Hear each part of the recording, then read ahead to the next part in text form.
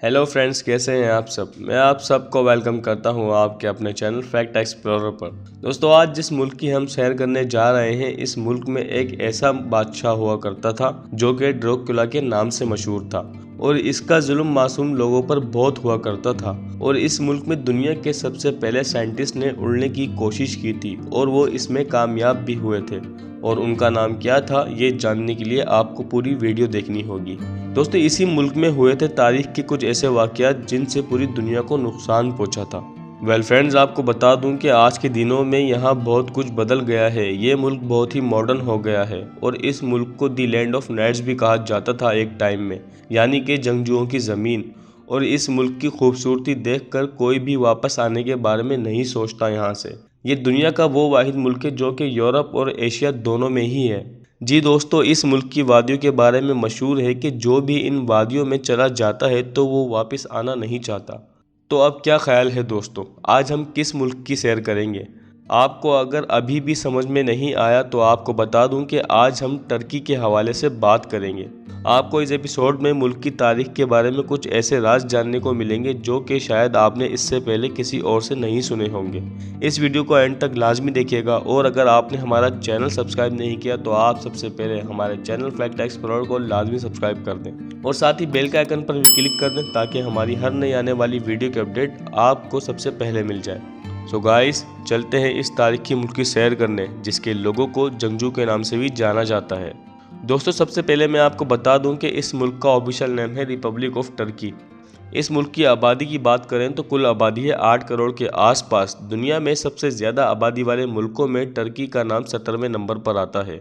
दोस्तों, टर्की एक ट्रांसकॉन्टिनेंटल मुल्क है, यानी कि एक ऐसा मुल्क जो दो बर्रे आज़म को मिलाता है। आपको बता दूं कि टर्की यूरोप और एशिया के बीच में वाक़ई है, लेकिन इसका ज़्यादातर हिस्सा एशिया में ही लगता है और कुछ थोड़ा सा हिस्सा यूरोप में भी। टर्की में 76% लोग सिटी एरियाज़ में रहते हैं और बाकी 24% लोग गाँव में मुकीम हैं। और इस मुल्क की करेंसी है टर्किश लीरा, जो कि पाकिस्तानी 15 या फिर 12 रुपये के बराबर है। टर्की के बॉर्डर जिन मुल्कों से टच करते हैं उनमें Bulgaria, Georgia, Greece, Armenia, Iraq और सीरिया जैसे मुल्क शामिल हैं। और टर्की का दारुल खिलाफा यानी कि कैपिटल सिटी है अंकारा, लेकिन ये टर्की का सबसे बड़ा शहर नहीं है और न ही यहाँ बिजनेस अच्छे लेवल पर किया जाता है, बल्कि टर्की का सबसे बड़ा शहर है इस्तांबुल, जहाँ बिजनेस भी बेहतरीन लेवल पर किया जाता है। और आपको बता दूं कि इस्तांबुल शहर को टर्की का फाइनेंशियल सेंटर भी कहा जाता है। टर्की के सबसे बड़े शहर इस्तांबुल में 2 बड़े एयरपोर्ट हैं और तीसरे पर काम चल रहा है। आपको बता दूं कि इनमें से एक एशियन लोगों के लिए है तो दूसरा यूरोपियन लोगों के लिए। टर्की में सबसे ज़्यादा तादाद मुसलमानों की है। यहाँ पर 99.9% मुसलमान रहते हैं, लेकिन आपको बता दूं कि मुसलमान पॉपुलेशन होने के बावजूद ये सेक्युलर है और इसकी वजह इस मुल्क का कुछ हिस्सा यूरोप में होना हो सकती है। मैंने आपको पहले ही बताया था कि इस मुल्क का कुछ हिस्सा यूरोप में लगता है, लेकिन यहाँ के लोगों का रहना सहना पहनावा बिल्कुल यूरोपियन लोगों की तरह ही है और यहाँ कई तादाद में लोग यूरोप में भी काम के सिलसिले में आते जाते रहते हैं। ऑटोमन एम्पायर के बारे में कौन नहीं जानता, और जाने भी क्यों ना, क्योंकि इन लोगों ने दुनिया पर 600 साल हुकूमत की है।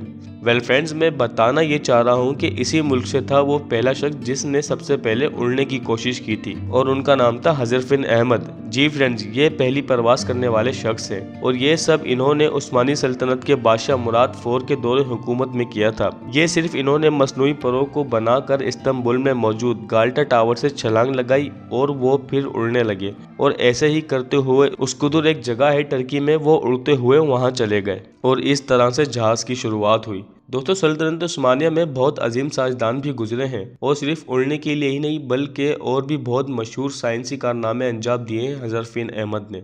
दोस्तों, अब जब बात हिस्ट्री की हो रही है तो आपको इस मुल्क की और हिस्ट्री बता दूं कि सल्तनत उस्मानिया किसी कौम का नाम नहीं था, बल्कि तुर्क के सबसे पहले हुक्मरान उस्मान के नाम पर रखा गया था। ये दौर वो दौर था जब तुर्क सिर्फ कबीलों में रहते थे और बाकी कबीले खाना बदोश थे और इनकी यह हालत थी कि जहाँ भी ये हरियाली देखते थे वहीं अपना खेमा गाड़ देते थे। और इन्हीं सब कबीलों में एक काई कबीला था जो कि कुछ बड़ा करना चाहता था और इस कबीले के सरदार सुलेमान शाह का पहला ही मकसद ये था कि इस्लाम को पूरी दुनिया में उजागर करना रहे। और इस सोच ने इनके दिमाग में तब जन्म लिया जब दुनिया में हर कहीं मुसलमान कमजोरी का शिकार थे। मंगोलों ने अलग जुल्म की इंतहा मचाई हुई थी और सल्जोक सल्तनत अपने इख्तिताम के करीब थी।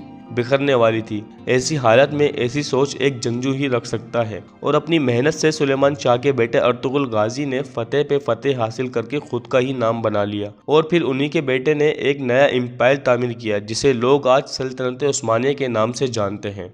दोस्तों, टर्की में मौजूद द ग्रैंड बाजार दुनिया का सबसे पुराना बाजार है। एक सर्वे के मुताबिक मालूम हुआ है कि ग्रैंड बाजार लगभग 550 साल पुराना है और इस बाजार में तकरीबन 4000 से ज्यादा दुकानें हैं। 25,000 से ज्यादा लोग इस बाजार में काम करते हैं। हर साल इस बाजार को देखने के लिए दुनिया भर से टूरिस्ट आते रहते हैं। दोस्तों, आपको मैं भी यही सजेस्ट करूंगा कि आपका कभी टर्की जाना हो तो आप इस बाजार का एक बार विजिट लाजमी कीजिएगा, क्योंकि यहाँ हिस्ट्री को लेकर बहुत कुछ है। दोस्तों, जब कोई सिविल इंजीनियर ब्रिज बनाता है तो उस ब्रिज की मदद से हम कोई नदी पार करते हैं या फिर कोई मुश्किल रास्ता। लेकिन क्या आपने कभी एक ऐसे ब्रिज के बारे में सुना है जिससे आप ना तो दो अलग अलग मुल्क बल्कि आप उस ब्रिज की मदद से 2 बर्रे आज़म यानी 2 कॉन्टिनेंट को पार कर सकें? आपको बता दूं कि ऐसा ब्रिज टर्की में ऑलरेडी मौजूद है, जिसका एक हिस्सा एशिया में और दूसरा यूरोप में लगता है। दोस्तों, उम्मीद है आपको ये एपिसोड पसंद आया होगा। अगर आपको ये एपिसोड पसंद आया तो इसे लाइक करें, शेयर करें और हमें कमेंट सेक्शन में बताएं कि आप किस कंट्री और किस सिटी के बारे में जानना चाहते हैं। हम उस पर वीडियो लाजमी बनाएंगे। अब मिलते हैं ऐसे कोई इंटरेस्टिंग वीडियो में, तब तक के लिए गुड बाय।